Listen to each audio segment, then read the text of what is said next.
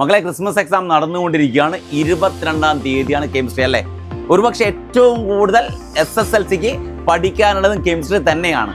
പക്ഷേ ദൈവം സഹായിച്ച് നമുക്ക് 3 ദിവസമുണ്ട്. 19-ാം തീയതി വൈകിട്ട് നമുക്ക് പഠിക്കാനുണ്ട്.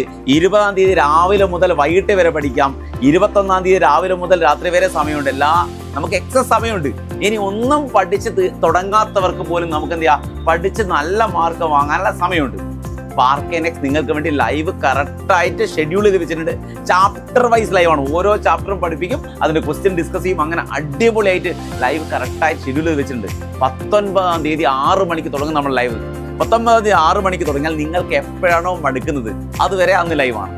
പിന്നെ രാവിലെ തൊട്ടടുത്ത ദിവസം 20-ാം തീയതി രാവിലെ 9 മണിക്ക് പരിപാടി തുടങ്ങും. ഈ 9 മണിക്ക് തുടങ്ങാന്ന് പറഞ്ഞാൽ നിങ്ങൾ കൂടെ നിന്നാൽ ഞാൻ പറഞ്ഞല്ലോ വൈകിട്ട് രാത്രി വരെ നിങ്ങളെ പഠിപ്പിച്ച് സെറ്റായി തരും.